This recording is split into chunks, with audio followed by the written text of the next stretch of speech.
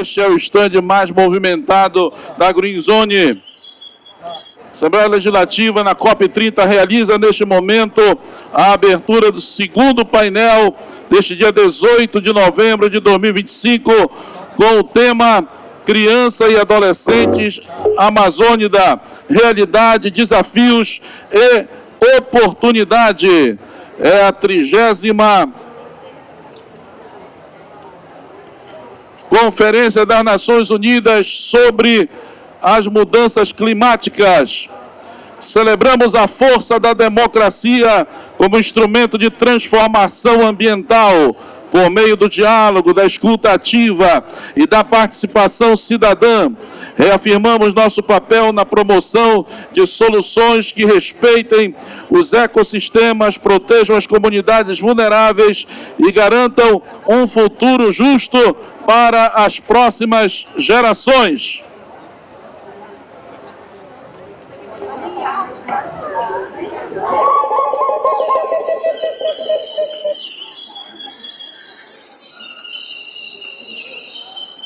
Oi, eu sou o Carlos André, eu moro na Amazônia Paraense. Oi, eu sou o Alessandro, quero ver a Amazônia sempre viva. Oi, meu nome é Gabriela, eu estudo numa escola estadual e o meu sonho é ser médico.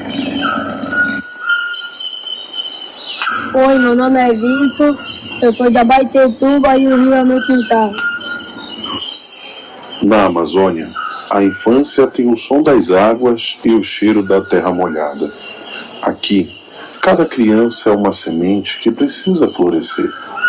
E são por essas crianças que manterão o futuro de nossas florestas que o Poder Legislativo zela, com leis que transformam realidades e garantem sua proteção. Com as atuações da Comissão da Primeira Infância, da Criança e do Adolescente, veremos nossas crianças germinarem um amanhã transformador.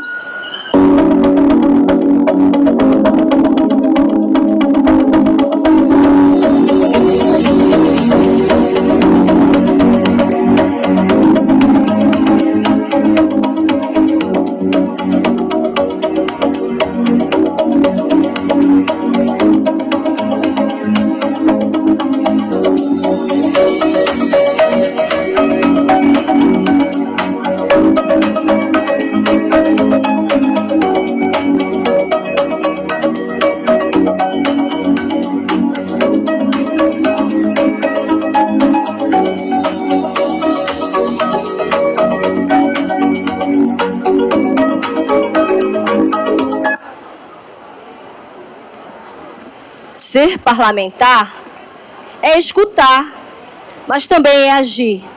Cada viagem, cada comunidade, cada mãe que nos acolheu, nos fez entender que legislar é cuidar.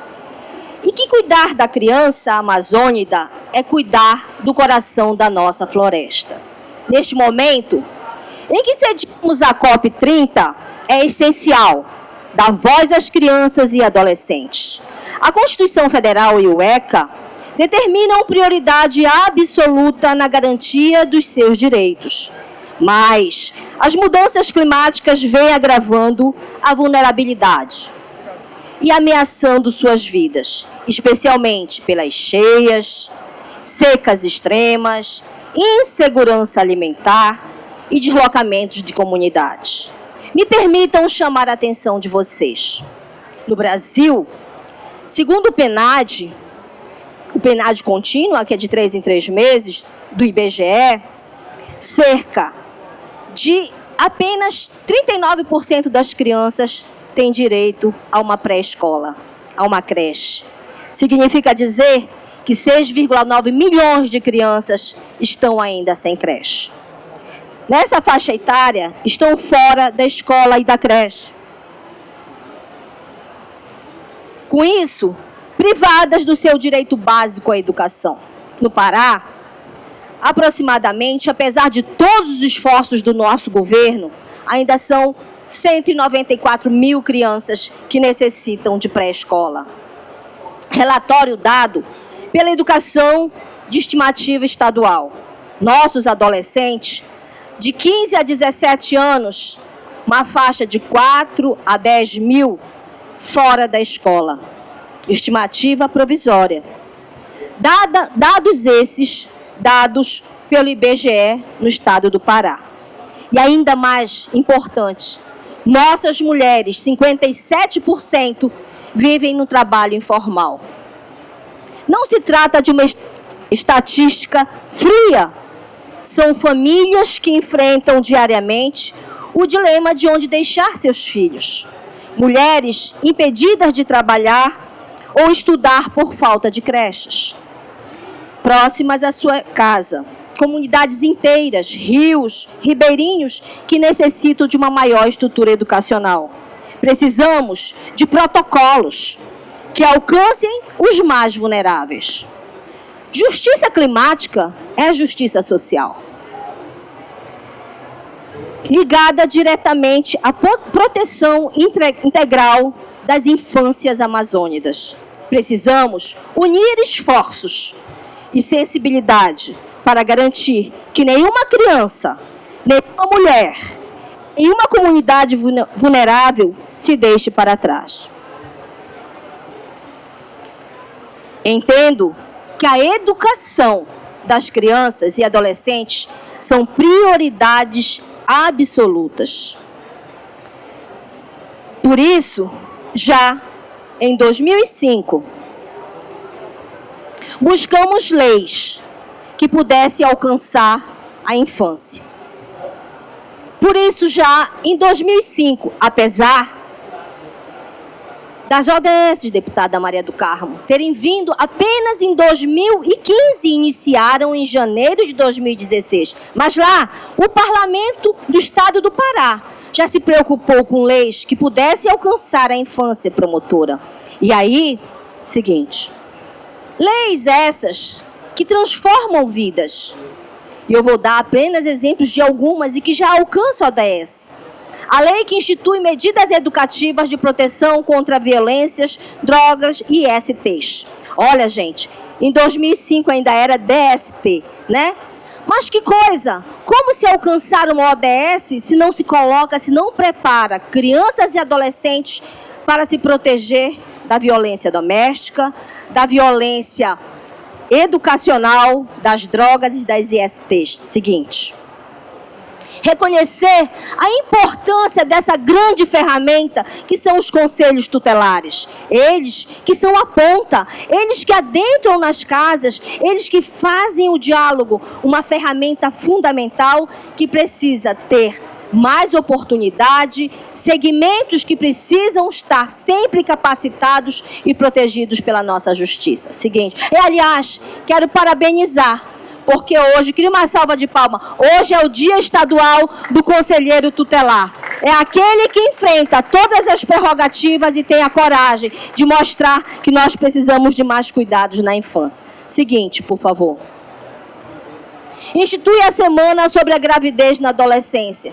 Gente, quando se vê uma criança grávida, uma gravidez precoce, é uma criança que com certeza vai estar perdendo sua oportunidade de estudar, a sua oportunidade de um trabalho mais digno.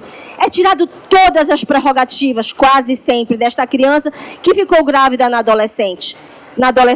E mais importante de tudo isso, políticas públicas que possam ter educação baseadas em ferramentas efetivas. Seguinte, notificação compulsória.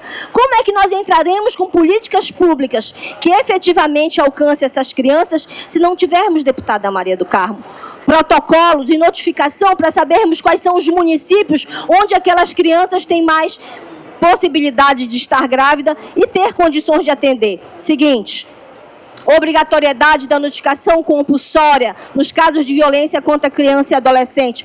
Olha, gente, isso tudo é antes de existir as ODS, ou seja, nossa região amazônica sempre precisou foi de voz, que escutassem. Deputada Maria do Carmo falou com tanta propriedade. Hoje, com a COP aqui, e queremos agradecer ao governador Helder, ao presidente Lula, por ter dado a oportunidade com que os amazônidas pudessem ser escutados nas suas vozes, nas suas diferenças, nas suas peculiaridades, porque só sabe dizer aonde dói quando a gente vê de perto. Seguinte, implantação dos postos avançados de registro civil nas maternidades e hospitais.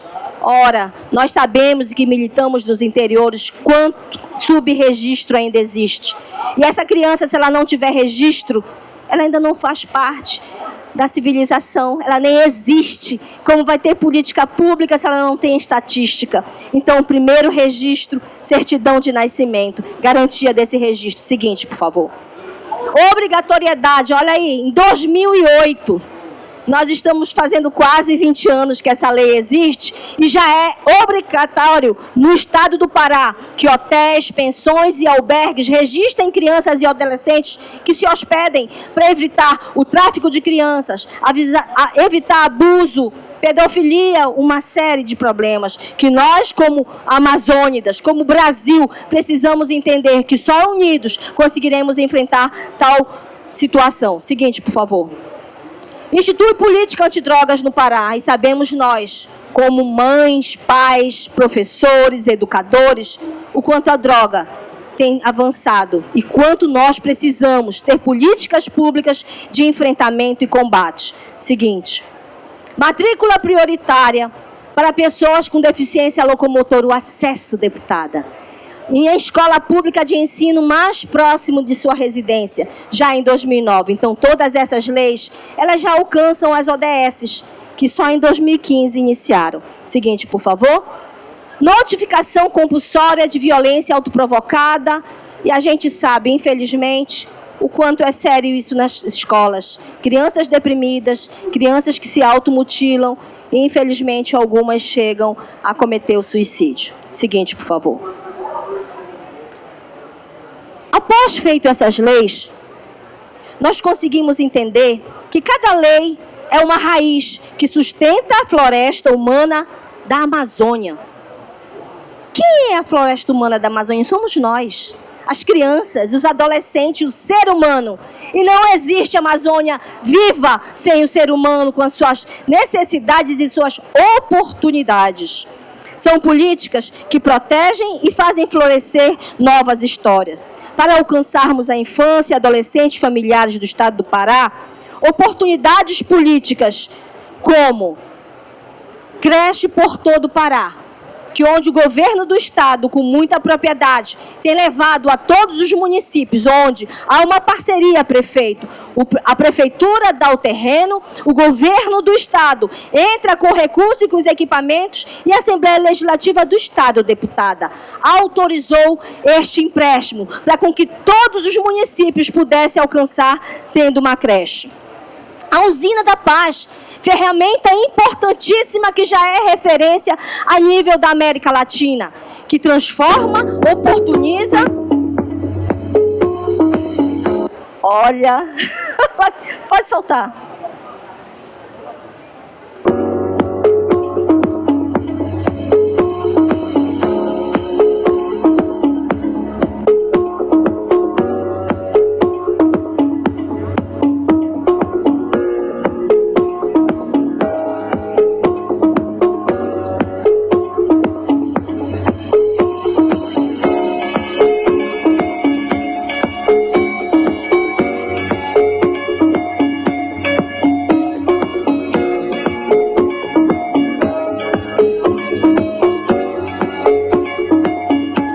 Ferramentas como estas e do projetos sociais do terceiro setor também chegam às nossas comunidades. Sou campeão mundial de jiu-jitsu, sou vice-campeão brasileiro de jiu-jitsu e sou fundador do projeto social Campeões do Amanhã. O nosso projeto, ele surgiu em 2023 com o intuito de tirar as crianças da rua e ensinar o jiu-jitsu, ensinar o esporte. A importância do jiu-jitsu na vida de uma criança é essencial.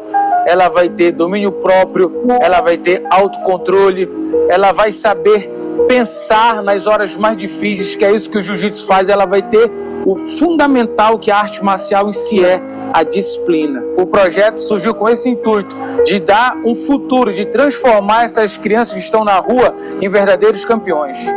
Sou Flávio Maia e, juntamente com a minha família, no ano de 2003, fundamos o projeto Tec Sua Turma, cantando a Amazônia e cuidando do mundo. esse projeto é direcionado a um público infanto-juvenil, que cuida da conscientização do meio ambiente através da música, da dança e do teatro. Nós exibimos o nosso espetáculo em praças públicas, em escolas, em asilos, em creches, enfim, onde for necessário levarmos uma proposta de educação de uma forma lúdica. O projeto Pegue Sua Turma, ele com certeza se faz presente.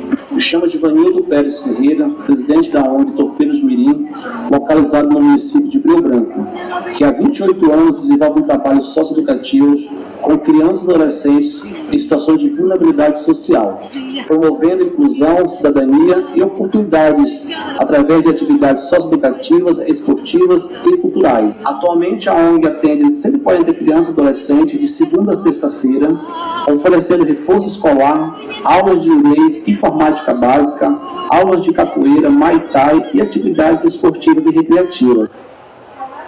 O parlamento, o governo e a sociedade civil caminham juntos.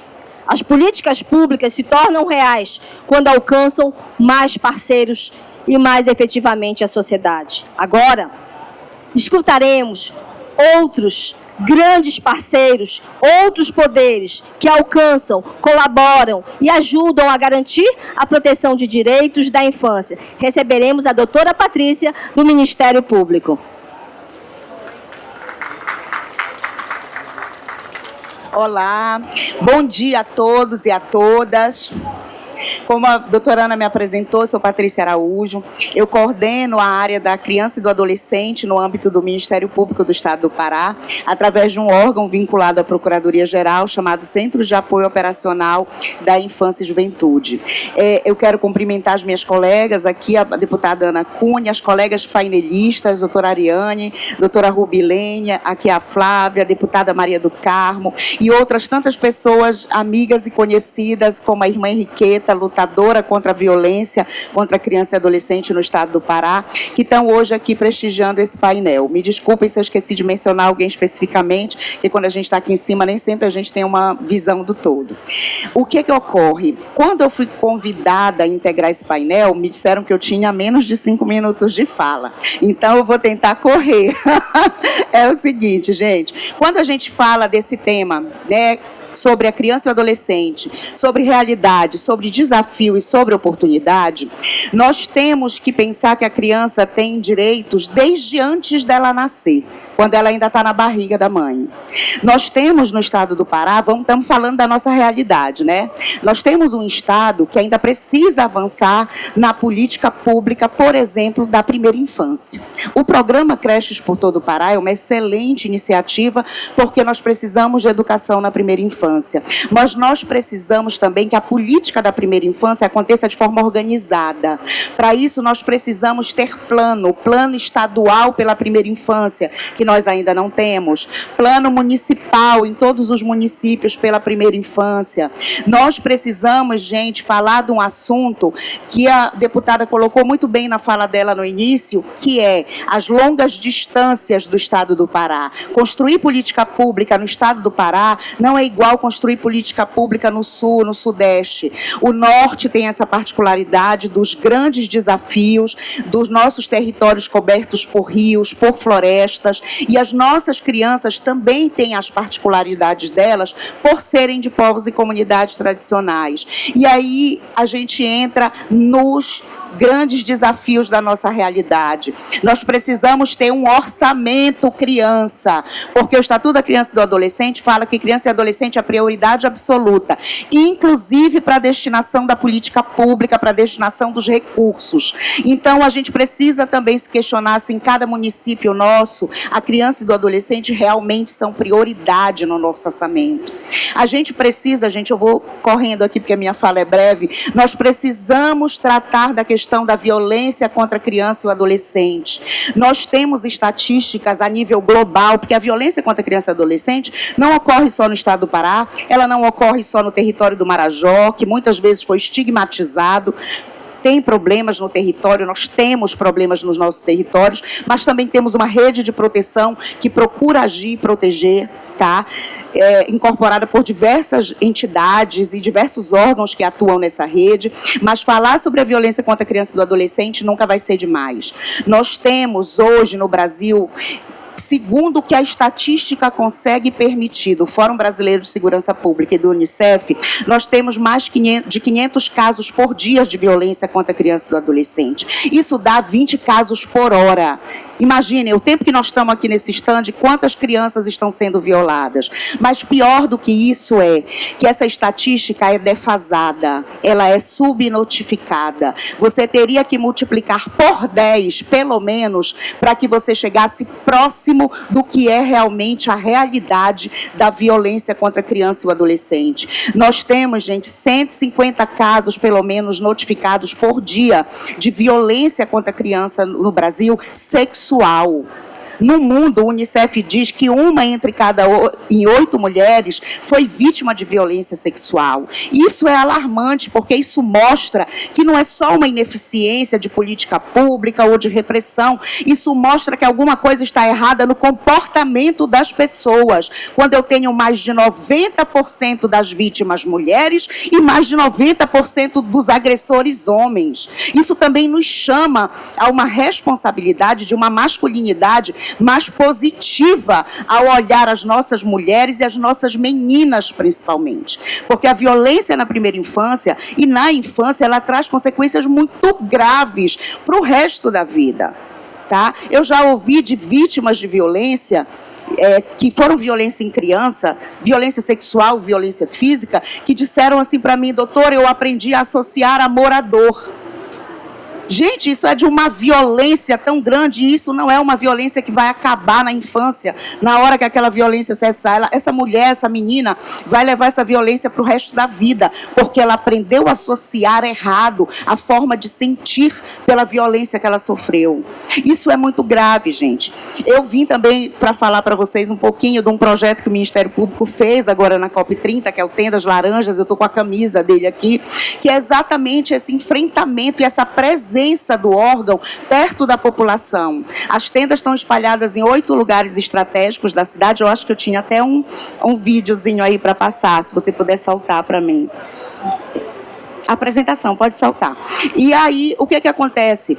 A gente precisa da política pública e a gente precisa da presença do Poder Legislativo, da presença do Poder Judiciário, da presença do Poder Executivo, da presença do Ministério Público. Nós não temos como enfrentar as questões da criança e do adolescente sem presença, sem estruturação da política, sem protocolos, sem fluxos de enfrentamento, porque toda vez que eu socorro uma criança de forma atrasada, eu também estou violando aquela criança, é a violência institucional. As tendas, elas estão espalhadas, como vocês estão vendo, em 8 pontos estratégicos da cidade. Rodoviária, Estação das Docas, Mercado de São Brás, no Shopping Castanheira, no Hidroviário, no Parque Linear da Doca. A gente espalhou essas tendas pela cidade, integrando com o plantão da criança e do adolescente, que está na Escola Orlando Bittar, organizado aqui pela doutora Flávia Massal, pela Prefeitura de Belém. Nós integramos com eles, mas nós estamos como uma presença viva na cidade. Isso também tem inibido violações, porque onde tem o espaço da tendinha laranja, com o pessoal de coletinho laranja, a violência diminui naquele entorno. Mas temos recebido denúncias e temos encaminhados para as providências todas essas denúncias. Tá? O projeto das tendas, ele deixa um legado para depois da COP. Nós temos mais de 400 vagas em cursos profissionalizantes para adolescentes envolvidos em situação de trabalho infantil durante a COP, e mais de 80 vagas para jovens aprendizes iniciarem no mercado de trabalho. Então, esse trabalho, ele fica para além da COP30, para além da gente estar auxiliando na questão de crianças desaparecidas, colocando as pulseirinhas, para além dos panfletos bilíngues que a gente espalha pela cidade com a prevenção. Para além disso, a gente pretende deixar esse legado.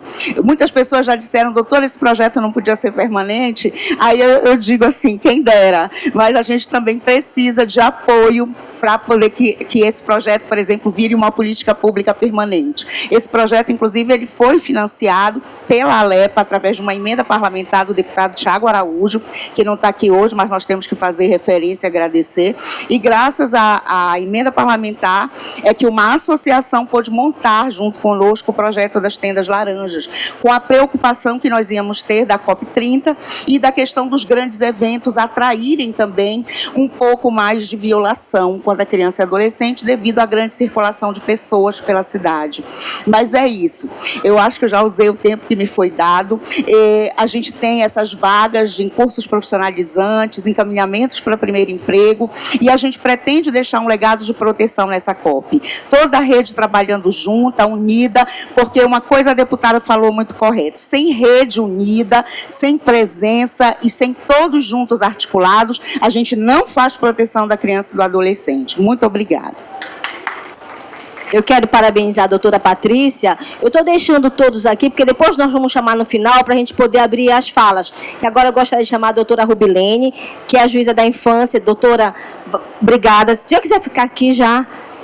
Doutora Rubilene, que é a juíza da Vara da Primeira Infância. Nossa querida amiga, que tem projetos fantásticos. Com a palavra, doutora. Bom dia a todos e todas. Meu nome é Rubilene Silva Rosário, sou juíza titular da Primeira Vara da Infância e Juventude de Belém, e a gente gostaria de cumprimentar a todos os presentes, na pessoa aqui da deputada Ana Cunha, agradecer o convite por nós estarmos aqui hoje. A Primeira Vara da Infância e Juventude é a prevenção, é a proteção, né? Então, a gente desenvolve várias ações, nós temos vários projetos, várias campanhas, com o intuito de garantir a proteção às nossas crianças e adolescentes, seja na primeira infância, seja em toda a fase de desenvolvimento, até que ela possa, o adolescente, completar a sua maioridade. Então, a gente tem como proposta de passar para vocês aqui hoje o nosso projeto do Juizado Vai à Escola, onde a gente vai buscar, junto com a sociedade, com a família, aquela responsabilidade solidária que está na nossa Constituição Federal, onde não é apenas o poder público responsável, nem apenas o poder judiciário, nem apenas o poder legislativo, mas todos nós, a família, chamar a responsabilidade para que a gente possa realmente desenvolver um trabalho na educação, porque sim, a educação ela transforma. Hoje nós estamos aqui na COP30 discutindo a questão climática, discutindo o meio ambiente, discutindo o futuro dos nossos filhos, dos filhos dos nossos filhos. Mas como que nós vamos realmente desenvolver de forma concreta, né, esse futuro? Através da educação. A educação ela transforma, a educação pode mudar o nosso mundo. Então, trazer para que realmente a gente, de forma, como disse a doutora Patrícia, quando a gente fala em infância, a gente tem que trabalhar de forma integrada, né? E todos nós somos responsáveis. E a Primeira Vara da Infância está buscando isso. Nós vamos à escola, mas nós não vamos à escola para dar palestra. Não, nós vamos à escola para mudar a realidade daquela escola, para ser parceira daquela escola na educação, para ajudá-la a resolver os conflitos que estão dentro daquela escola, a chamar a família para sua responsabilidade, a ajudar os educadores a saber o que fazer diante de determinadas situações, como diante de uma violência sexual de uma criança. O que eu vou fazer como escola? Porque a escola é responsável. Só que nós não estamos ali para apontar dedos, nem para punir. Nós estamos ali para dar as mãos à escola, porque a nossa primeira vara é a proteção, é a prevenção, para ajudar para que não venha a ocorrer a violência, para que a escola saiba o que fazer diante de uma situação de uma gravidez precoce, de um aluno, entendeu? Diante da constatação do uso inadequado de drogas, de álcool, enfim, diante do que nós vemos hoje, né, no mundo virtual, como que nós vamos tratar essa realidade, essa mudança de conflitos, a automutilação, as doenças mentais, a depressão, enfim. Então, a primeira vara da infância, ela vai à escola sim, mas não para apontar erros, nem defeitos e nem buscar infrações, a não ser que haja constatação, porque nós, como magistrados, o Poder Judiciário, diante de a situação de uma ilegalidade, nós não podemos ser omissos, mas nós vamos com o intuito de prevenir, com o intuito de orientar, para que realmente não venha a ocorrer determinados fatos, né? É isso. Então, a gente agora, até o final do ano, nós lançamos 2 campanhas, né? Que é com relação ao adoecimento mental, para que as pessoas nas escolas possam estar preparadas para determinadas situações, como a depressão. A gente tem que perder o medo de falar sobre isso. Eu lembro quando eu era criança, a gente tinha dentro de casa a seguinte situação. Qual é a família que não tem alguém que não esteja doente de uma doença como câncer, não é? Hoje em dia, qual é a família que não tem alguém doente que seja proveniente do adoecimento mental? Qual é a família? Né? Se você não tem um filho, você tem um sobrinho. Se você não tem um sobrinho, você tem um primo, mas você tem alguém.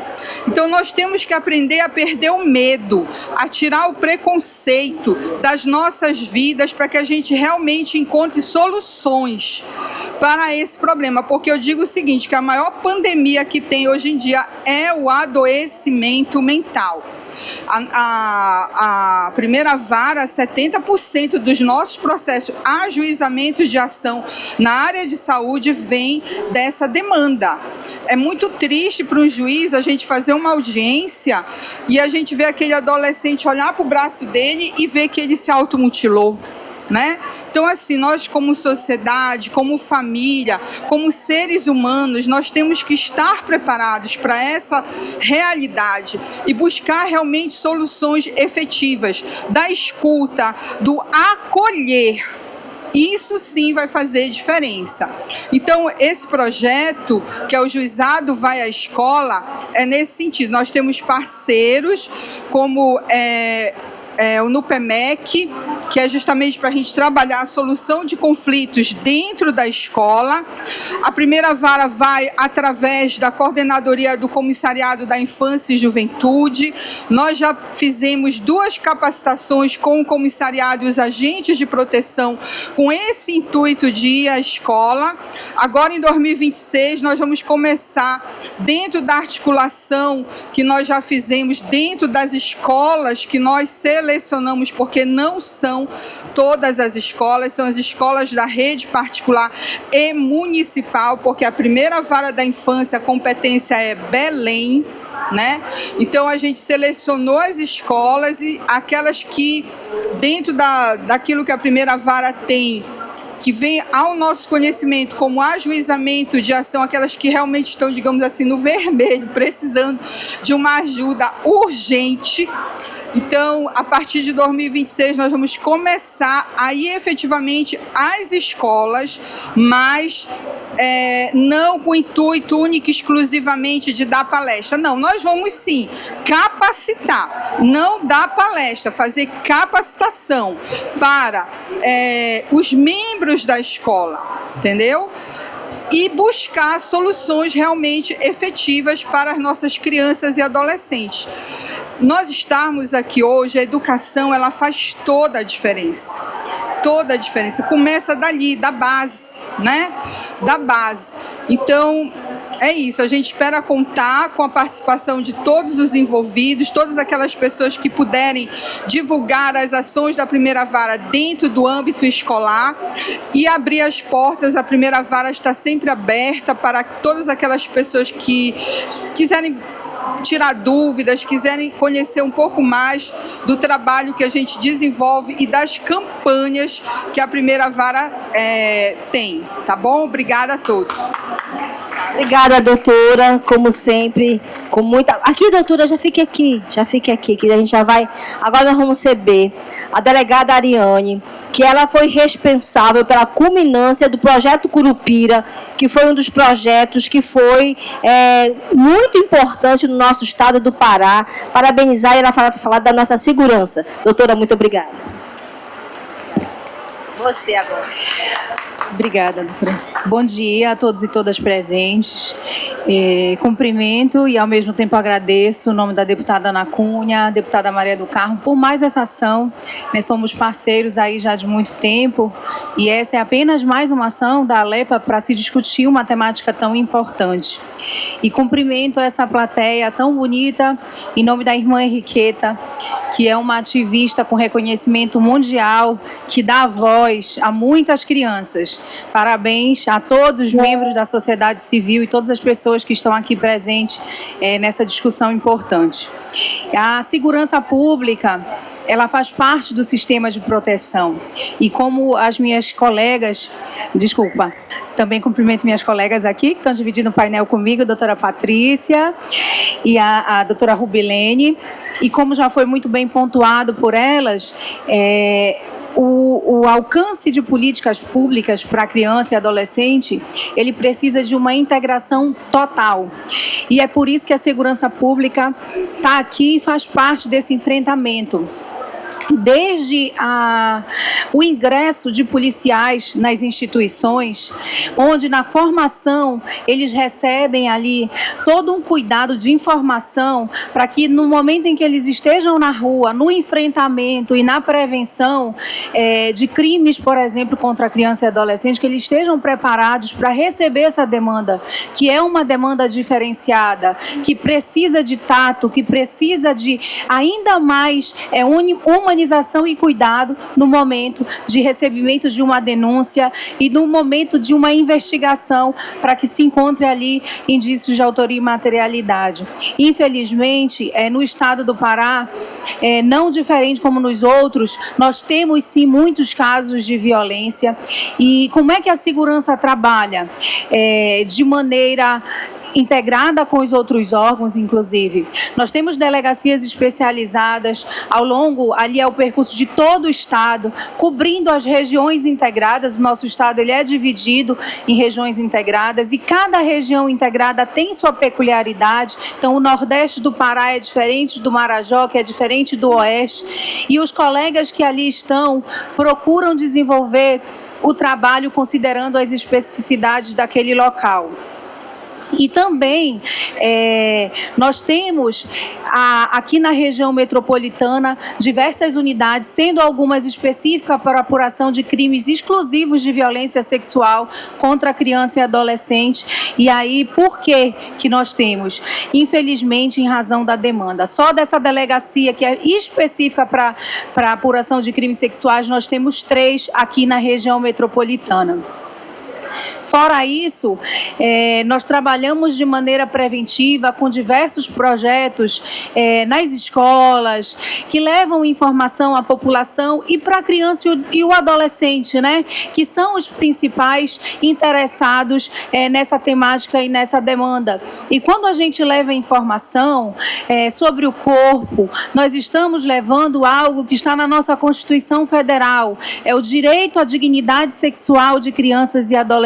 Então, quando a gente fala de gravidez na adolescência, quando a gente fala de crime sexual na infância e na adolescência, nós estamos falando de informações preciosas para ele. Então, é preciso, sim, a despeito do projeto que a doutora Rubilene citou, que essas informações elas cheguem até as crianças e os adolescentes. Nós, enquanto responsáveis, temos que ter essas conversas.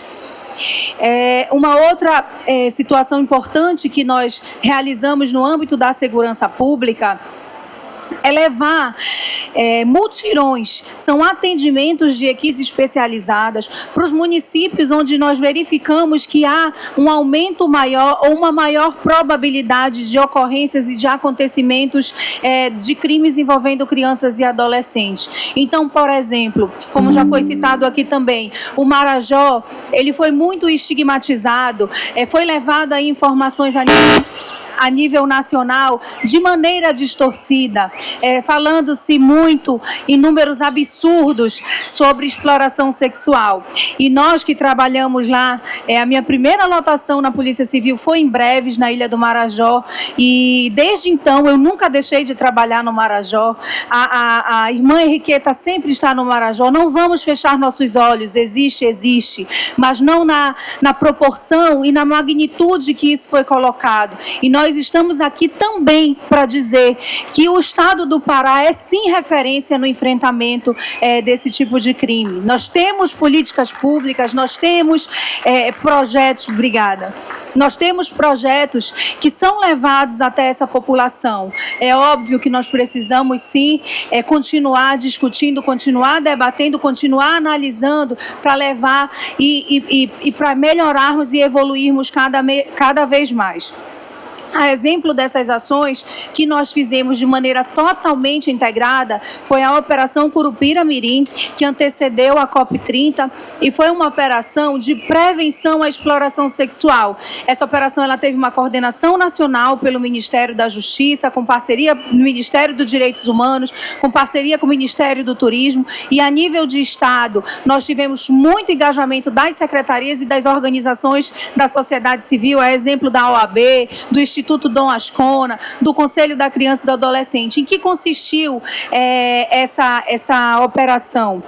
Ela mobilizou pessoas, profissionais, policiais e membros do Estado e da sociedade civil para levar até a rede hoteleira, até os locais de muita movimentação, como balneários, bares, locais em que possivelmente os turistas pudessem estar e pudessem ter a presença de criança e adolescente, levando informações em caso de suspeita de qualquer tipo de violação, mas principalmente de exploração sexual, que eles soubessem a quem acionar, de que forma acionar, para que eles pudessem ter conhecimento das unidades policiais, do Disque 100, do Disque 180, que são os mecanismos de repressão desse tipo de violência.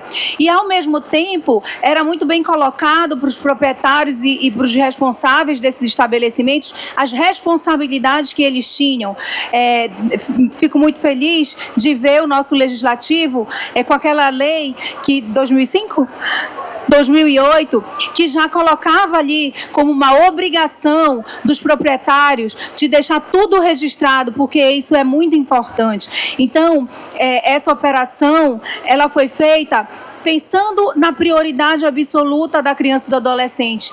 Estamos tendo uma COP linda, uma COP maravilhosa. Eu acho que o principal reconhecimento é a hospitalidade que o povo paraense tem dado aos turistas, às pessoas que estão aqui presentes.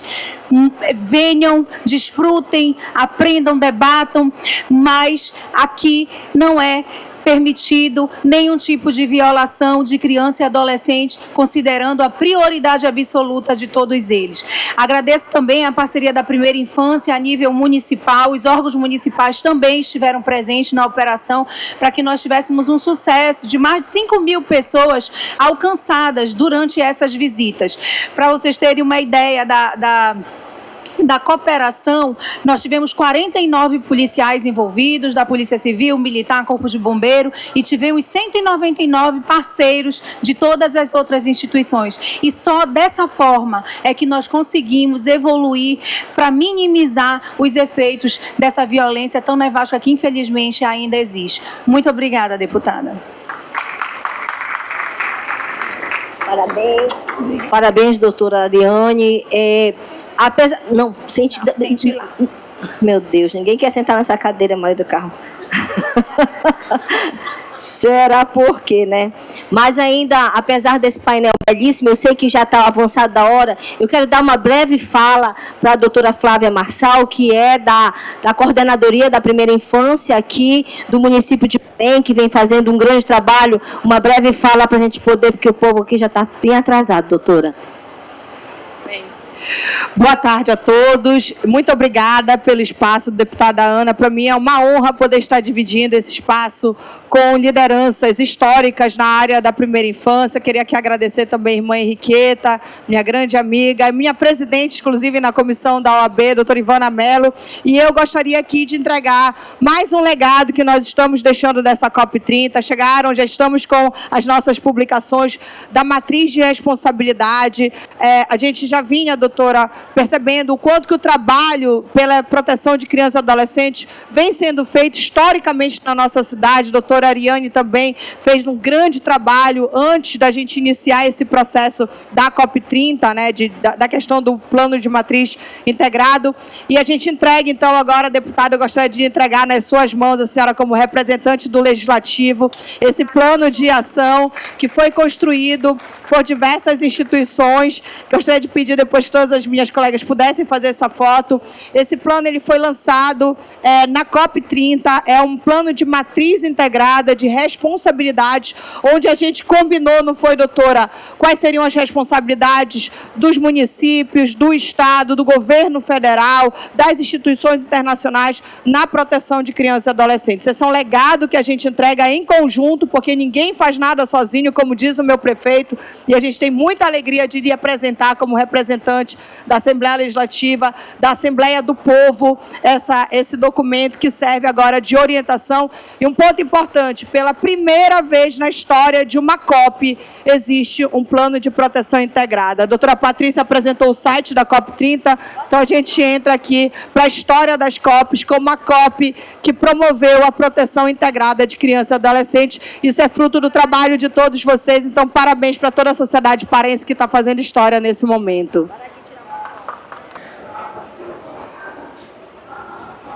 Foi?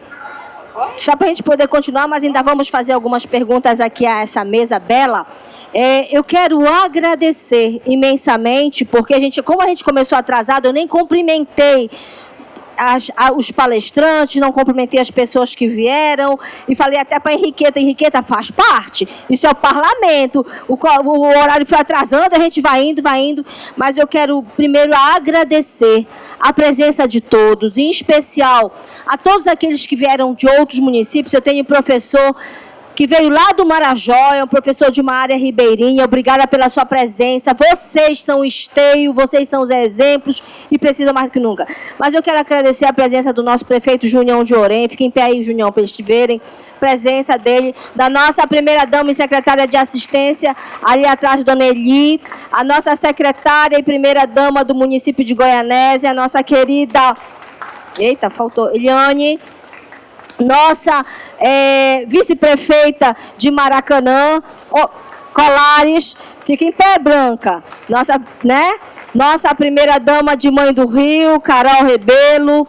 Nossos vereadores do município de Tracuateua, Pite, vereadora, tá ali. Paula Melo, tá ali. Nenê, tá ali. Eninho, também tá ali. Nosso vereador de Rio, Mãe do Rio, eu vi ele bem ali, tá ali, né? Nosso vereador de Mãe do Rio, vereador João Santana, nossas lideranças que estão aqui, Socorro Feijó, coordenadora do comissário. Olha o que é a falta do óculos, a cidadã não quer colocar o óculos, ela fica aqui procurando as letras. Coordenadora do Comissariado da Primeira Infância e Juventude, Socorro Feijó.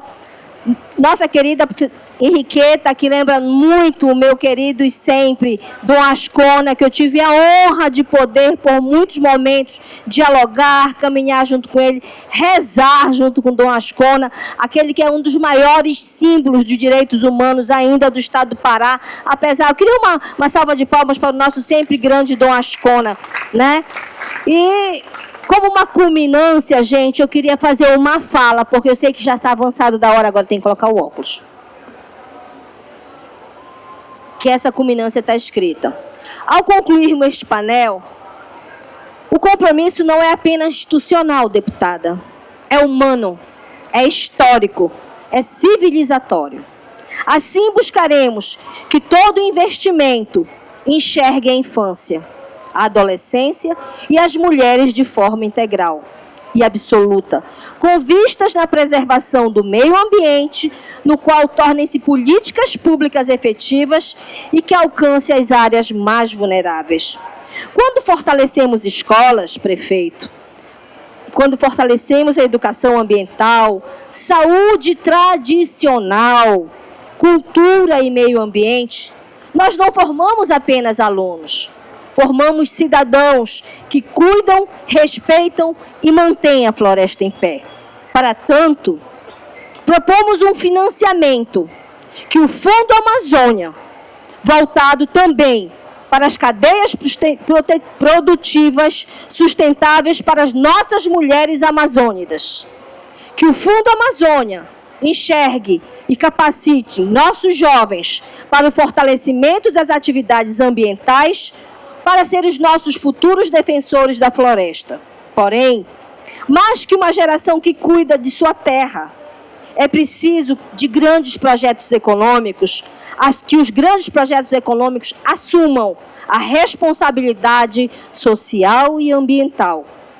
Não estamos preparados para impactos climáticos extremos, como já enfrentam outras regiões do planeta. E, por isso, precisamos de desenvolvimento com consciência e não progresso que destrói. O que desejamos é simples, é grandioso. Que cada criança amazônica cresça como cidadão de direito, conectada às suas raízes, consciente do valor da floresta e preparada para proteger o futuro. É isso que todos nós desejamos. Eu agradeço imensamente a vocês por estarem dando ouvido e vozes a todos nós, porque em cada um de nós floresce uma árvore, em cada um de nós existe uma semente que só crescerá com amor, com respeito, prudência a todo ser humano. Árvore em pé é cidadão em pé. Cidadão em pé é criança com oportunidade. Doutoras, muito obrigada. E eu queria convidar agora, cadê a nossa... Existe uma moça que veio cantar uma música para a gente, dizendo o que é a nossa rua. Eu queria convidar a odontóloga e cantora de Abaetetuba, né, dos nossos municípios, para ela fazer um voz e violão, para com que nós possamos entender que nossa cultura se entrelaça com toda a nossa felicidade de dizer: eu sou amazônica. Nossas crianças são florestas vivas que precisam apenas de oportunidade. Muito bom estar aqui para fazer esse momento, cantar essa música. Também fala o nome de Abaeté, né? Então vamos lá.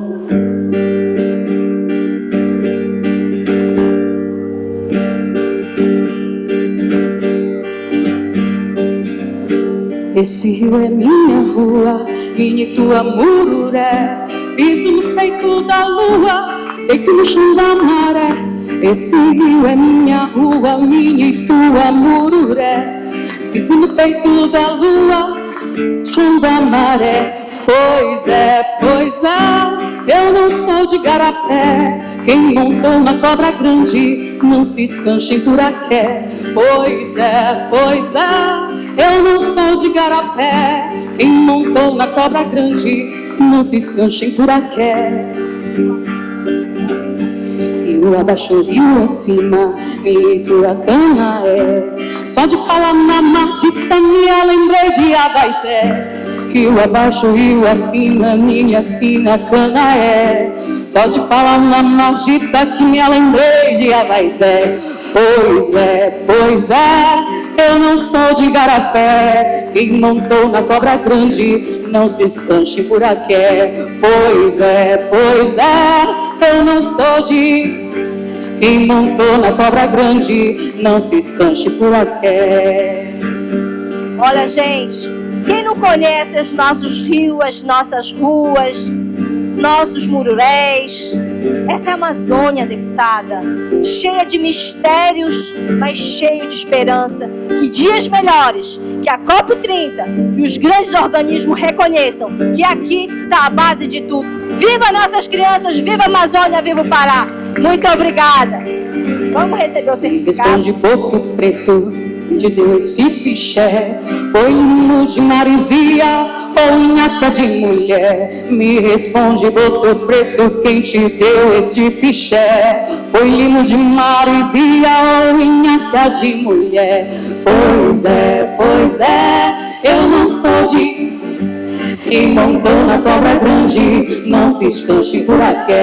Pois é, eu não sou de Garapé. E montou na cobra grande, não se escanche por aqui.